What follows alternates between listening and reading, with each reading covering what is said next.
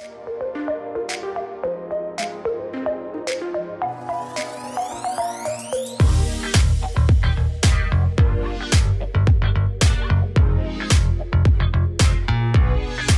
guys, it's Saga from TechWorks. I have been using the S9 Plus for about 3 weeks, and in that time, I took a lot of images and videos with it in various lighting conditions. And now, I finally have its camera review for you guys. Make sure you watch it till the end, cause I have some amazing super slow motion clips towards the later part of this video. With sharp details and slightly saturated colors, S8 had one of the best camera on any smartphone last year. And the S9 and S9 Plus take things even further.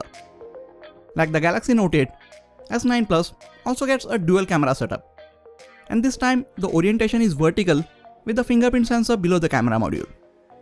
This way you will have less fingerprint smudges on your camera lens and you won't have to wipe it as often as you had to do on the S8, S8 Plus or the Note 8. Now before we look at the specifications of these two cameras, make sure to hit the subscribe button so you don't miss out on any of the amazing videos coming up on this channel. The primary camera on the S9 Plus has a 12 megapixel sensor with a 26mm lens. Each individual pixel has a size of 1.4 micron and it uses dual pixel face detection for autofocus. For the first time on a smartphone, primary camera on the S9 Plus has a variable aperture. It can go from f2.4 aperture to f1.5 for letting in much more light on the sensor in lower lighting situations. On its own, the wide f1.5 aperture kicks in only in very low lighting conditions. But if you switch to the Pro mode, you can switch between these two aperture values with just a tap of the button. Secondary camera also has a 12 megapixel sensor but with a 52mm lens and f2.4 aperture. You can take 2x zoomed images with this telephoto lens, and it also helps while taking images in live focus or portrait mode. Both these cameras have optical image stabilization. You can take 4K videos at 30 or 60 frames per second, 1080p videos at 30, 60 or 240 frames per second, and 720p videos at 30 and a staggering 960 frames per second. I had a lot of fun shooting videos in all these resolutions, and we will take a look at them later on in the video. The camera interface on the S9 Plus is redesigned. I like that all the modes are now readily accessible with just a swipe to the left or right. On the viewfinder, you also have a button to switch between normal and the telephoto lens. When you are in Pro mode, you get manual controls over all the settings like ISO, shutter speed, white balance, focus, exposure compensation, and you can even switch between the f1.5 and 2.4 aperture. All of these manual settings are also available while shooting videos, which is one of the reasons why I love the cameras on Samsung's flagship smartphones. You get an 8 megapixel front-facing camera with f1.7 aperture. You can take wide selfies and even portrait shots with this camera. With all the specifications out of the way, we can now get to the image and video samples that I shot with this S9 Plus. Right from the first image, you can see how detailed and sharp the images are. Samsung adds sharpening to these images in post-processing, so you can get good details in every part of the image. Colors are somewhat balanced and not overly saturated as we have seen from previous Samsung flagships. I actually like the way these colors turned out. I showed these images to my friends and they also really liked the balanced but vibrant colors. Thanks to the secondary telephoto lens, you can take 2x optically zoomed images like these. You cannot get this level of detail if you just crop into the original image. So having this secondary lens comes in really handy at times. This camera also has an amazing dynamic range. Even with the bright sun peeking from behind the leaves, you can see all of the details in the leaves and also the buildings in the background. Here is another shot showing an amazing dynamic range. There are a lot of details in the foreground of the image, and the sky in the background is still nice and blue. Thanks to the dual pixel face detection autofocus, it latches the focus on your subject in no time, especially while taking these close-up shots.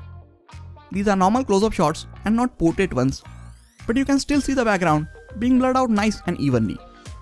And as always, colors are vibrant and saturated as you would expect from a flagship device like this. Coming to the portrait mode, or the live focus mode as it is called by Samsung. Edges are detected very accurately and the overall images are pleasant to look at. It is not like the selective focus mode on the S9, where the blurring is done by software. On the S9 Plus, both the cameras are putting in efforts to differentiate the subject from the background, which gives you a very good and natural looking portrait shot. You also have something called dual capture, which means when you take images in live focus mode, both the cameras capture the moment and you can switch between the close-up portrait shot or the normal wide image if you want. It's a really nice feature. For some reason, if the portrait image did not turn out to be very good, you can always switch back to the wide angle shot of the same moment. Sometimes the edges around the objects can be a bit soft, especially if you are trying to capture an object with many edges. But the image still looks good and the colors are still amazing even in artificial lighting conditions. Here is a quick tip. If you are taking close-up images in lower light, I would suggest you to switch over to the live focus mode. That way the noise in the background is just blurred out and the image turns out much better. Now here are images shot in artificial, indoor and low lighting conditions. This is where most of the cameras start taking a hit in image quality. But the S9 Plus is again impressive in these situations. All of these images are full of details and there are not a lot of smartphones which can pull out such sharp images in these lighting situations. Colors look rich and vibrant just as they are in good lighting conditions. It does really well to keep the noise levels to minimum even in much darker parts of the images. Thanks to the f1.5 aperture, which kicks in very low lighting situations like these, you get a lot of light on the camera sensor, which results in detailed and sharper images like this. Just look at the details even after zooming in. One of the reasons for such amazing images in lower light is the multi-frame processing thanks to the actual RAM that is built on the camera module. The S9 Plus takes 12 images per shot to reduce the noise from the final image. And all of this is done at an amazing speed with no lag between shots. Here are images shot in Pro mode. With ISO, shutter speed, focus and white balance constant and only changing the aperture from f2.4 to f1.5, look at the amount of extra light the wider aperture lets in.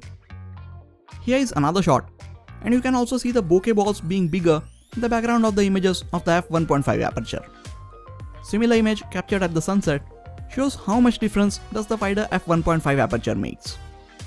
You can also use this wide aperture while shooting videos in Pro mode. The 8 megapixel front-facing camera is capable of taking sharp and detailed images. Dynamic range it captures is again amazing and you also get a wide selfie mode so you can get more of your friends in the shot. There is also selfie focus mode which keeps you in the focus and blurs out rest of the background. It is not the best at detecting edges and it can definitely benefit from refinements in a future software update. Right now, the resulting images are a bit soft but still impressive and pleasant to look at. Now coming to the video performance. Both the cameras are optically stabilized, so you get really smooth footage out of them. And here are a few clips shot in 960 frames per second. These were captured in 720p resolution, but I scaled them up to 1080p for the sake of this video. It feels so amazing to look at all these things in 960 frames per second. But it is also a pain to shoot these clips. First of all, there are not a lot of things happening around us that you would like to capture in such a slow frame rate. Second, you need a lot of light to make these videos look good. If there is less light, or if you are shooting indoors, you will end up with blurry slow motion shots with a lot of grains and lights flickering in the background. For all of these clips, I had to go out and create these moments just for this video. There is an auto and manual mode to capture these moments, but I found that sticking to the manual mode is much better, as the auto mode missed to capture a lot of these moments at the right time. Don't get me wrong, capturing and playing back these super slow motion videos is really fun, but you need to take a lot of efforts to get a good clip. I think 1080p at 240 frames per second and 4K at 60 frames per second is a much better and practical way of shooting. And with that, you can create cinematic sequences like these. Let me know in the comments if you like well-lit, slowed down 1080p or 4K videos, or do you think 960 frames per second footage in 720p is fine? So those are all the image and videos that I had for you in this video. I think that the S9 Plus has an incredible set of cameras and you can get amazing images with it. It is also one of the best camera for taking low light images, as Samsung has stepped up its camera game in low light photography. It is also definitely an improvement over the S8 and S8 Plus when it comes to low light images and overall video performance. If you already have the S8 or S8 Plus, upgrading to the S9 or S9 Plus will give you a slightly better camera, but it might not bring a noticeable improvement to your overall day-to-day experience. That being said, if you are using any phone which is more than a year and a half old, and if you are looking for a great smartphone that will offer you best set of cameras, then the S9 Plus should be the first on your list of options. Next week, I will be putting the cameras of the Galaxy S9 Plus, iPhone X and the Pixel 2 up against each other. And while these three are the best of the best flagship smartphones, the results of that comparison are a bit surprising. So trust me, you don't want to miss that one. That is it for this video guys. Please hit the like button if you enjoyed this video and subscribe to the channel for more quality tech videos like this. You can also check out some of the other videos from this channel. This has been Sagar and I will catch you guys in the next video. Take care.